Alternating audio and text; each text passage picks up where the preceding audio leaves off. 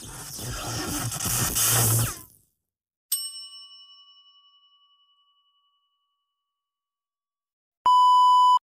الله الرحمن الرحيم يا أيها الناس كلوا مما في الأرض حلالا طيبا ولا تتبعوا خطوات الشيطان إنه لكم عدو مبين صدق الله العظيم.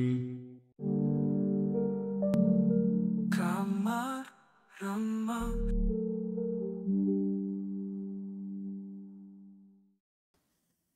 Bismillahirrahmanirrahim. Allahumma salli ala sayyidina Muhammad. Allahumma salli ala sayyidina Muhammad. Allahumma salli ala sayyidina Muhammad. Assalamualaikum warahmatullahi wabarakatuh. Dan salam sejahtera kepada anda semua. Selamat kembali ke channel Si Tukang Cerita. Pada anda yang dah like, share dan subscribe channel Si Tukang Cerita ni, Acap ucapkan jutaan terima kasih atas sokongan kalian. Dan pada anda yang mungkin baru saja jumpa dengan channel Si Tukang Cerita ni, Acap ucapkan selamat datang dan Acap harap anda suka dengan konten-konten yang telah Acap sajikan untuk anda. Dan anda kini berada dalam rancangan podcast Kamar Remang, sebuah podcast yang menyampaikan pelbagai kisah seram dan juga kisah mistik untuk anda semua yang menggemari kisah-kisah tersebut. Alright gang, kisah yang seterusnya ni dikongsikan oleh seseorang yang bernama Fadil, juga seorang pengurus jenazah. Dan kisah dia lain macam sikit. Nak tahu kisah dia macam mana? Jom kita dengarkan.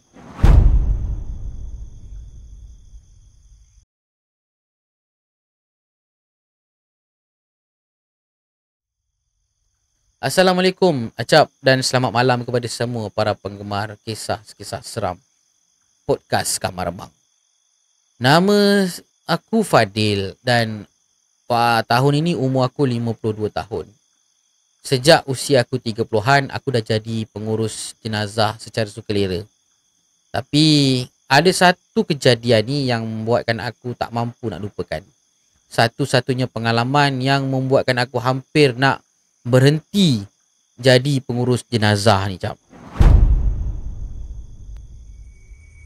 Kejadian ni berlaku lebih kurang 5 tahun lepas. Masa tu aku baru balik daripada kenduri arwah.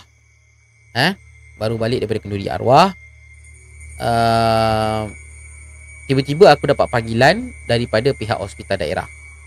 Mereka maklumkan ada satu kes kematian. Ada satu kes kematian seorang lelaki dalam lingkungan 30-an. Dan dia ditemui mati tergantung di rumah sewanya. Macam mati tergantung, baik. Dan lelaki ni bila dah diselidiki memang tak ada saudara mara yang datang tuntut mayat dia. Cuma ada seorang makcik yang mengaku sebagai jiran lah. Dan bila aku interview makcik ni cakap arwah ni kerja biasa je, kan. Tapi sejak 2-3 bulan ni dia nampak macam murung, tak bercakap sangat, tak keluar sangat, macam ada sesuatu yang terjadi, cakap makcik tu lah. Dan aku tak banyak soal. Aku fikir tugas aku tetap sama, uruskan jenazah dengan penuh rasa hormat, dengan sebaik mungkin, kan. Tapi entah kenapa kali ni hati aku berdebar luar biasa. Rasa macam nak menolak pun ada, kan. Nak rasa macam nak tolak job ni. Tapi tugas tetap tugas lah. Baik. Malam tu aku uruskan juga jenazah ni bersama dengan sahabat aku, Azhar. Kami mula untuk mandikan jenazah tu di surau yang berdekatan. Masa kami buka kain yang membaluti tubuh jenazah ni, aku terkedu jap. Terkedu bila aku nampak kulit dia pucat membiru. Kan? Pucat membiru dan ada kesan lebam gelap dekat leher dia sampai dekat dada ni jap.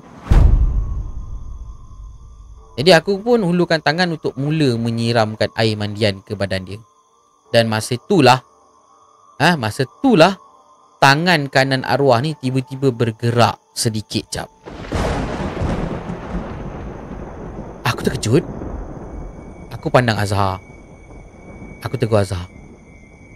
Ya, kau nampak apa yang aku nampak tadi? Azhar nampak pucat. Dia cuma mengangguk. Kami berhenti seketika baca doa dan ayat kursi. Aku tenangkan hati. Dan aku pernah hadap benda ni sebelum ni. Aku husnuzon dan teruskan kerja.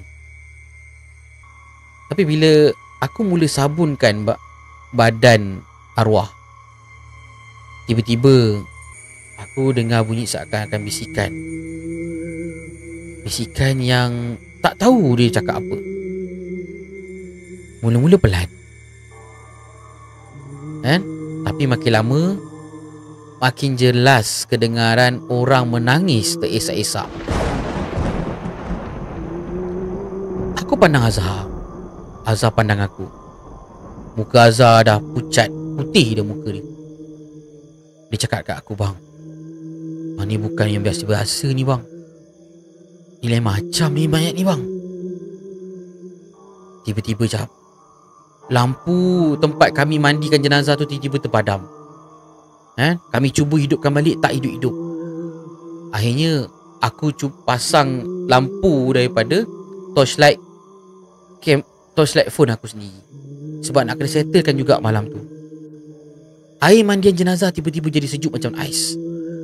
Kami tak layankan benda tu. Kami berzikir, sebab kami fikir ini amanah. Kami berzikir, kami baca doa dalam hati dan cepat-cepat uruskan jenazah. Masa kami nak kafankan jenazah, nak angkat dia pergi ke kain kafan dia tu, jenazah terasa sangat-sangat berat. Aku dengan Nazar dah biasa angkat jenazah dewasa, tapi berat jenazah yang ni lain macam. Macam ada seseorang yang sedang menarik jenazah tu daripada bawah. Dan setiap kali kami angkat, kami baca doa. Bila kami berjaya angkat ke kain kafan, tiba-tiba bau hancing busuk kuat menusuk ke hidung kami jap.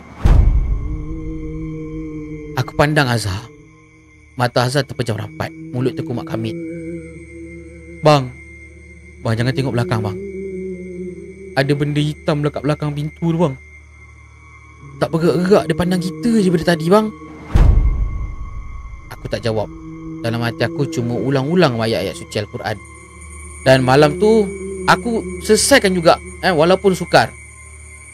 Tapi jujur jap, itulah kali pertama yang aku rasa nak menangis selepas aku uruskan jenazah. Bukan sebab aku takut benda-benda yang mengganggu kat situ, tapi sebab aku rasa betapa beratnya azab yang Allah turunkan kepada orang-orang yang berdosa. Bukan aku nak kata jenazah ni berdosa, tapi ya Allah, permudahkanlah aku sebab aku mati nanti. Matikanlah aku dalam husnul khotimah, bukan dalam keadaan su'ul khotimah. Jadi kemudian besok paginya jenazah dikebumikan. Baik. Beberapa minggu kemudian aku didatangi oleh seorang lelaki. Dan dia kenalkan diri dia sebagai adik arwah.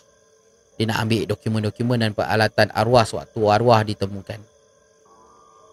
Katanya keluarga dia mula diganggu benda-benda aneh sejak pengebumian arwah.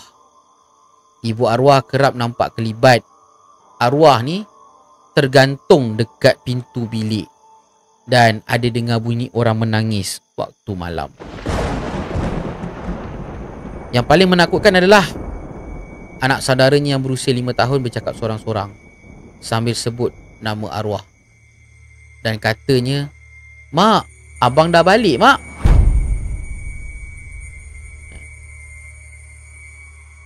Dan masa itulah si adik ni buka cerita sebenar. Rupanya arwah memang mengalami tekanan jiwa yang dah lama. Dan dia pernah terlibat dengan ilmu tarik rezeki yang pelik-pelik. Kononnya panggil kadam, panggil pendamping daripada alam lain supaya boleh cepat kaya. Mereka sekeluarga dapat jumpa satu kitab pelik dekat rumah arwah.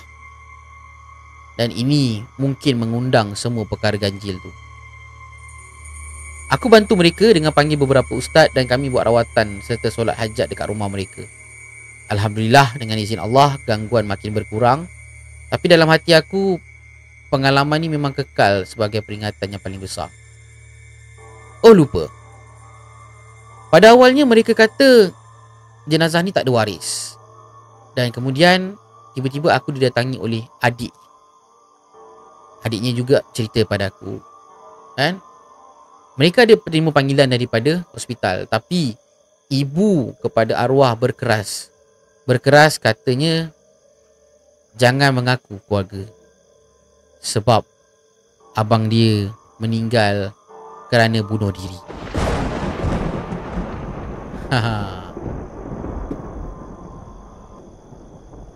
Begitulah kisah daripada siapa tadi ni? Kisah si Fadil mengurus jenazah bunuh diri. Hei. Alright gang. So kisah yang terakhir ni, cerita ni bila Acap baca dia cerita yang sangat menyayat hati lah kan. Kisah ni kisah benar daripada seorang pengurus jenazah dan juga perawat Islam.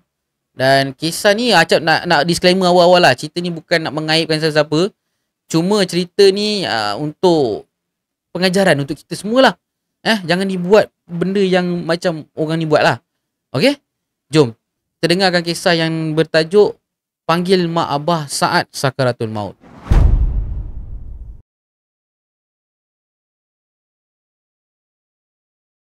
Cerita ni kisah benar daripada seorang pengurus jenazah dan perawat Islam.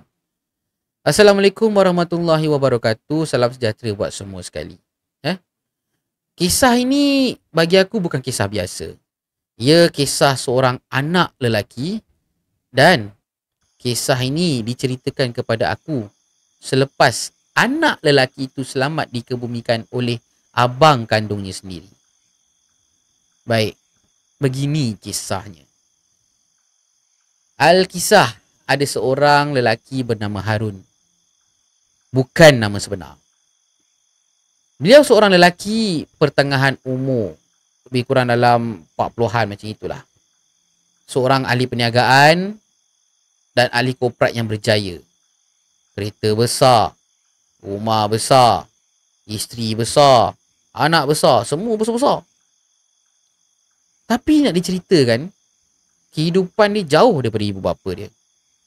Bukan sebab dia merantau, tapi sebab dia tak melayan ibu bapa dia dengan layanan yang selayaknya. Dan yang paling sedih lagi, dia memutuskan hubungan silaturahim dia dengan keluarga dia.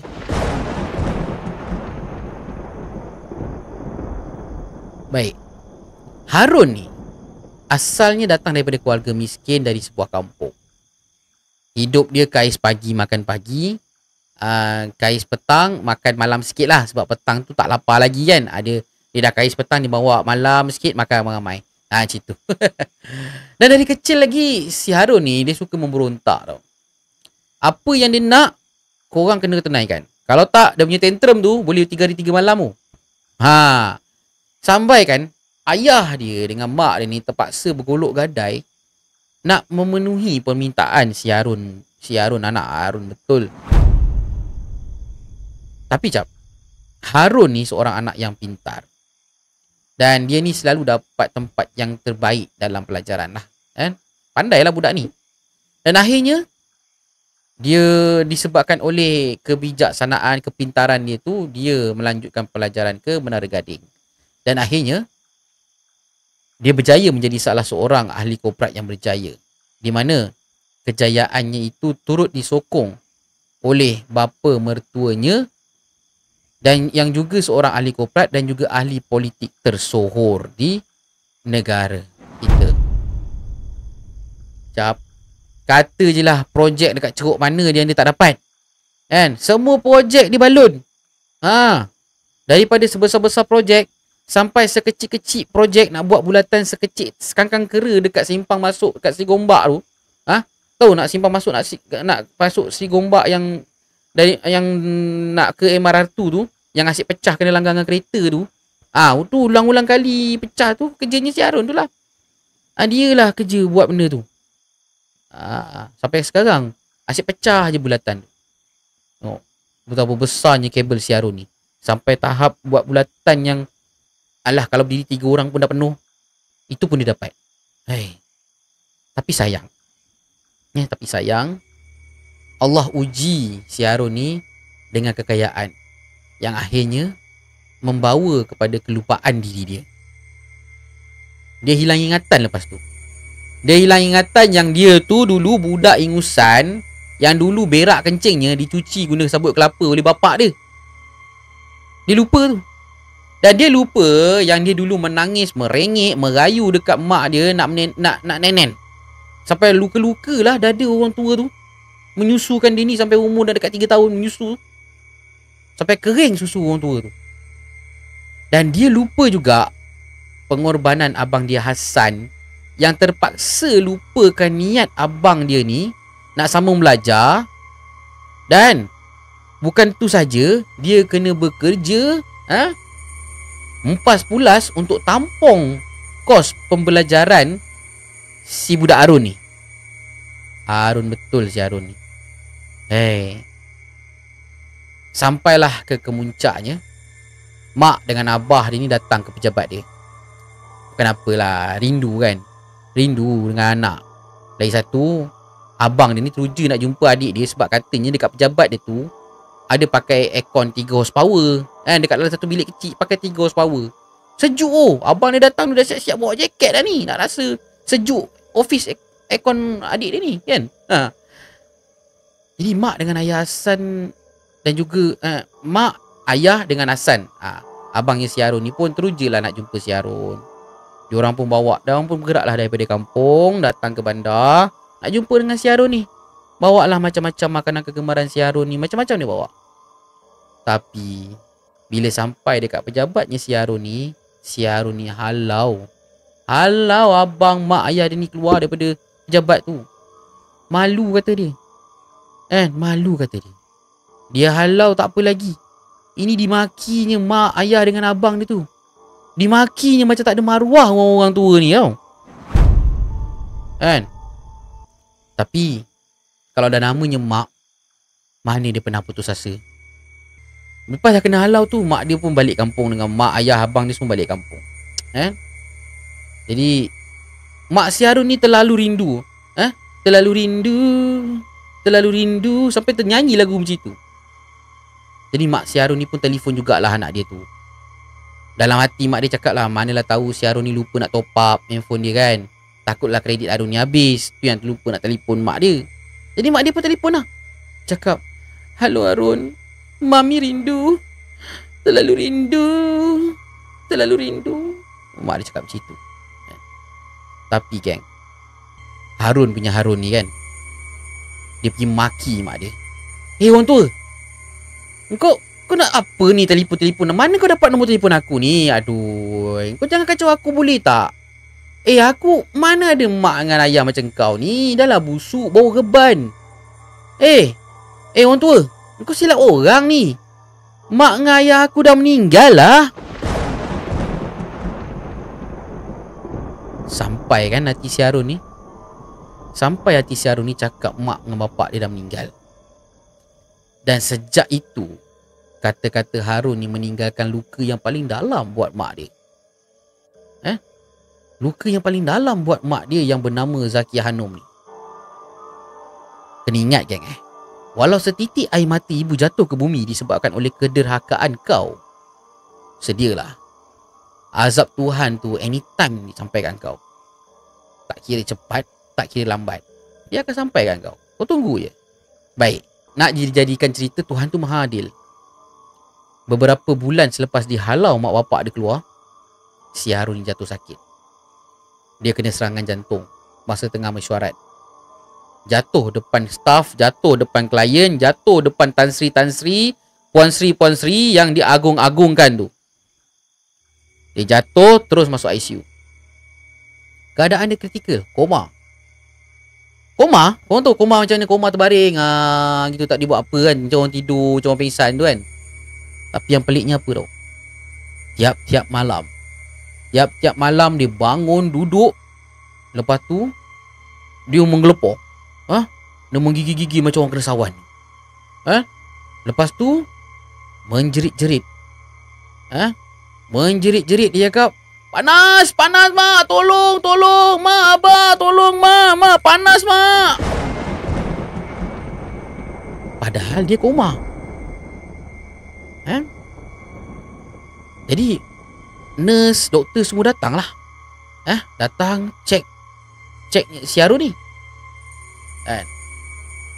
Bila cek si Harun ni, tiap kali dia meracau tu, badan dia akan berasap. Badan dia berasap dia. Tubuh dia macam merah-merah, macam terbakar gitu. Jururawat, nurse, doktor semua dah macam takut dah. Kenapa? Apa terjadi dengan pasien dia orang ni kan? Apa dia nak buat laporan pasal pasien dia orang ni? Siang memang tak bangun langsung. Memang koma habis. Paralyze satu badan. Tapi malam boleh bangun, boleh meracau-racau macam itu. Bila tengok badan dia ni, macam orang yang disalai dengan api tau badan dia tu. Bingung doktor-doktor ni semua. Bingung, tak tahu nak cakap macam mana ni. Isteri dan anak-anak si Harun ni pun ada juga ikhtiar lah. Bawa pergi jumpa rawatan situ, rawatan ini. Rawatan alternatif pun dah buat, apa semua tak berkesan. Begitu jugalah si Harun ni. Sampailah akhirnya pembantu isteri si Harun ni telefon dekat aku. Yelah, telefon dekat aku sebab aku ni ada buat servis rawatan Islam lah, Darul Syifa. Aku pun datang. Aku datang ke hospital. Dan masa aku nak masuk bilik laki ni, bilik si Harun ni, aku rasa macam sesuatu. Aku rasa macam sesuatu. Aku nampak jasadnya masih hidup, tapi dia sedang menanggung sesuatu yang tak dapat yang kita bayangkan. Bila aku dah sampai, perkara pertama yang aku buat adalah aku ambil wuduk. Kemudian aku ambil Yasin. Dan aku ajak anak isteri dia baca sekali. Tapi perkara yang paling sedih adalah semua mengelak. Dan salah seorang daripada anak dia kata, I tak tahulah nak baca buku-buku ni, uncle. Mama dengan papa tak pernah ajarlah baca-baca buku-buku ni semua. Astaghfirullahalazim. Takkan Yasin pun tak tahu baca? Aku cuma malah nak banyak cakap. Aku duduk sebelah si Harun ni, aku baca Yasin. Tiba-tiba isterinya si Harun ni datang dekat aku. Dia cakap dengan slang orang putih. Ustaz, sorry, I got to go. I need to attend my another meeting in 20 minutes. Plus my anak-anak need to go to back, continue their activities. Because they have tuition, piano class and everything. If you need anything, ask Bibi ya nanti ya. Yanti, please help Ustaz ya. Ya. I got to go. Pergi dulu Ustaz. Bye. Dan aku terdengar bebelan isteri dia. Nyusahkan orang lah. Kena ulang alik pergi hospital. Masa ni aku cuma menggelingkan kepala sambil aku tengok si Harun. Waktu ni, kalau kau duit kau penuh satu gudang pun dah tak ada makna dah untuk dia. Jadi aku pun teruskan baca Yasin. Dan waktu aku tengah baca Yasin ni, tiba-tiba tubuhnya si Harun ni terangkat sendiri. Dia macam nafas jadi laju. Nafas jadi laju dan dia meracau. Selalu jadi malam, tapi kali ni dia jadi waktu siang, waktu aku datang. Tiba-tiba dia cakap, Jangan. Aku tak nak pergi sana. Panas. Aku salah. Aku tak nak pergi sana.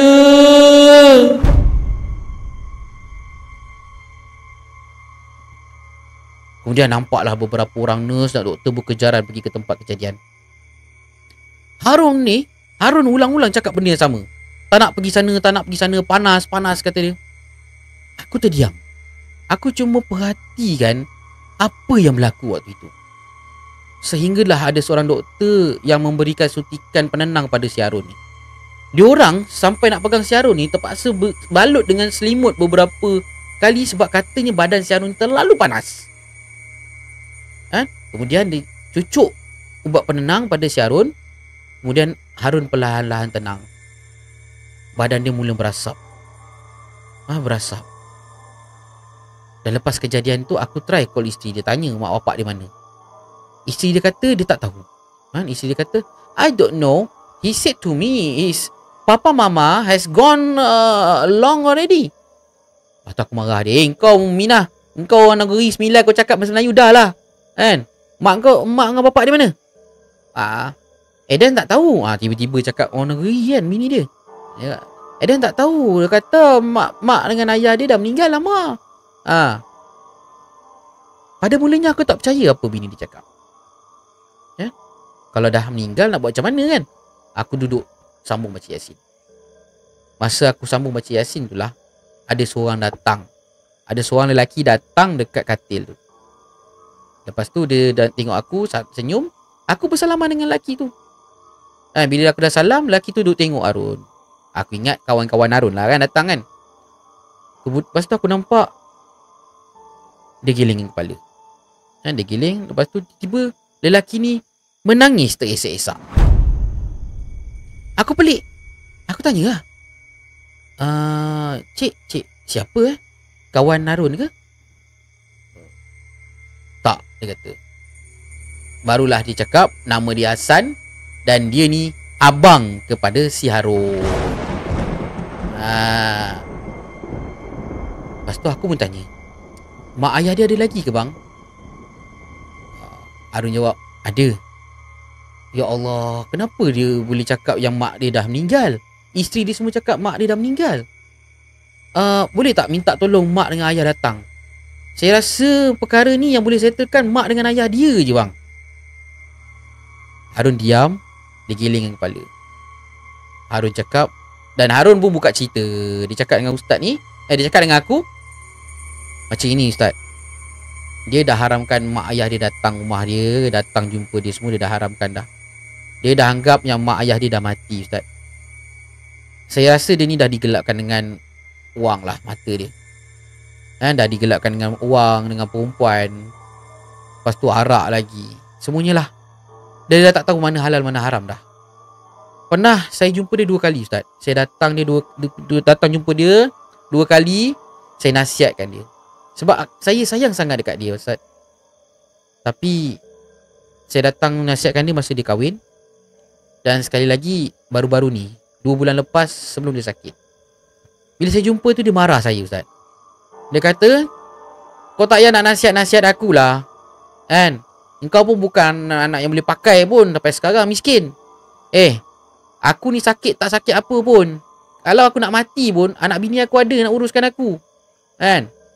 Aku lebih rela mayat aku nanti dibakar daripada engkau ni semua orang miskin nak uruskan aku. Wow.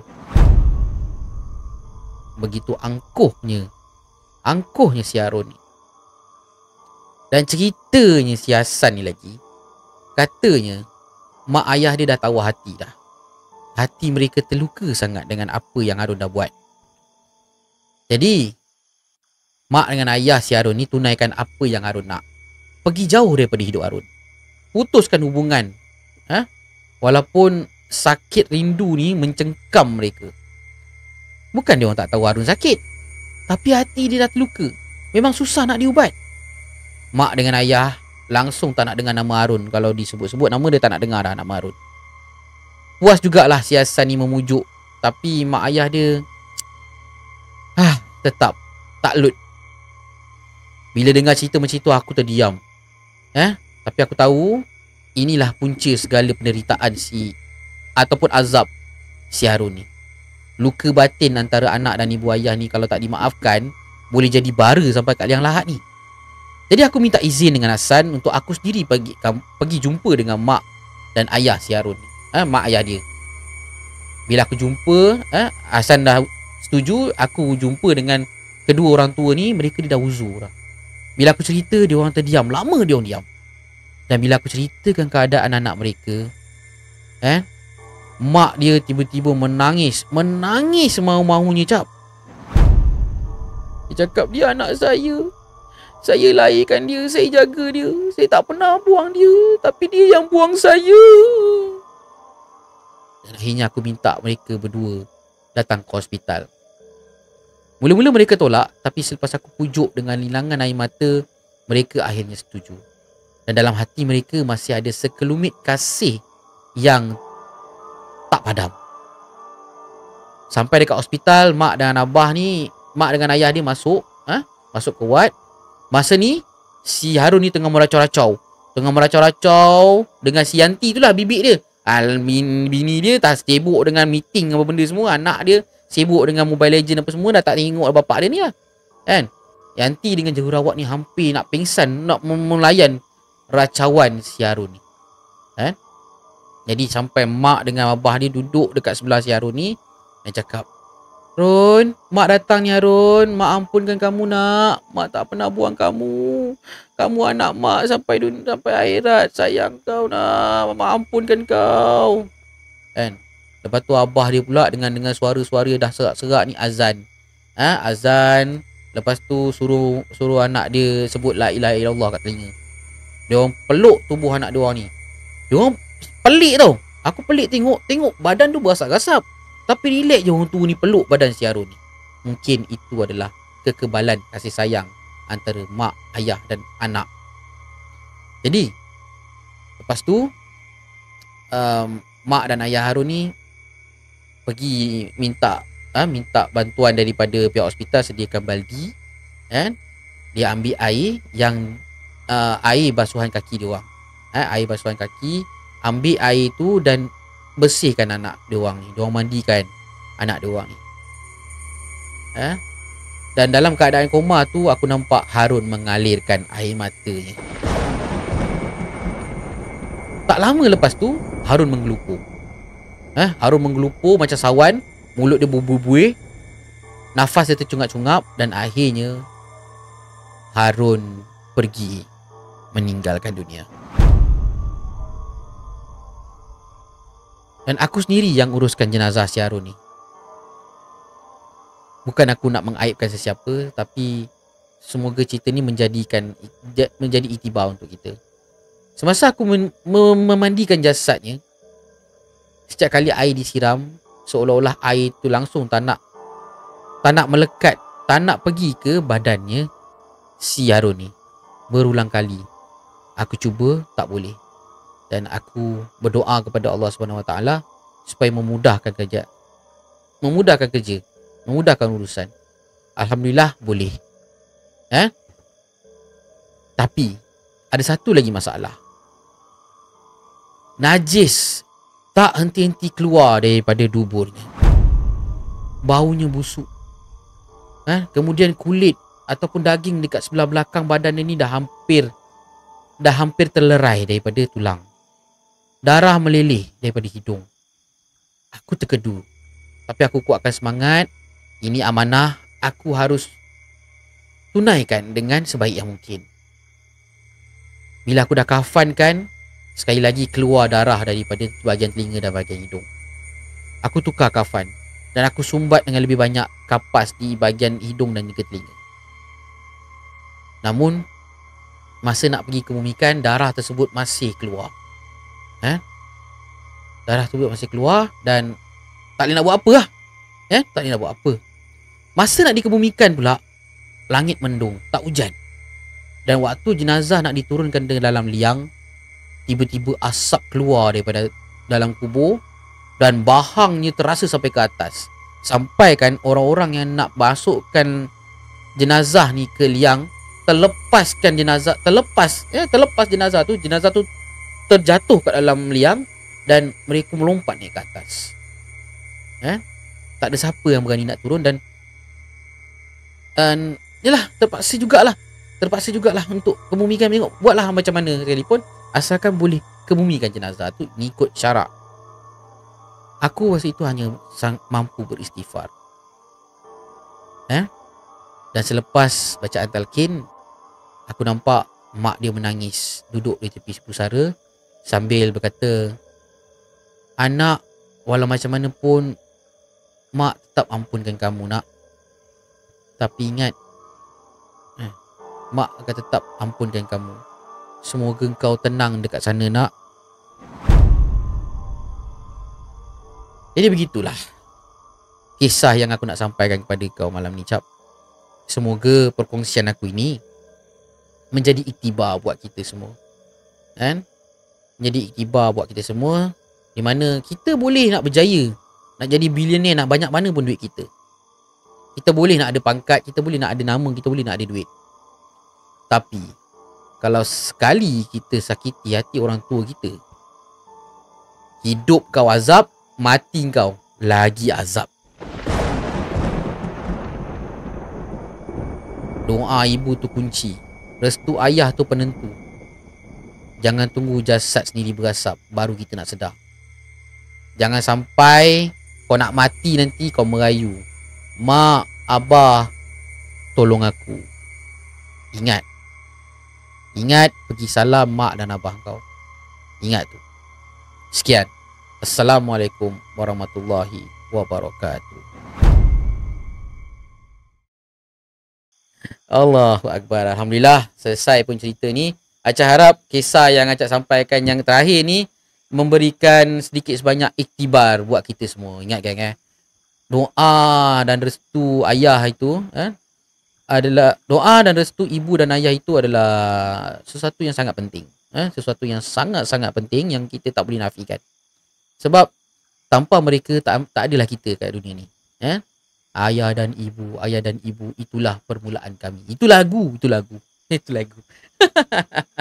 And terima kasih kerana anda sudi untuk bersama dengan Acap pada malam ini. Kepada anda yang nak berkongsikan kisah-kisah seram anda boleh terus klik email yang ada dekat bio Acap, ataupun korang boleh klik dekat nombor yang tertera dalam nombor yang tertera pada skrin anda ni.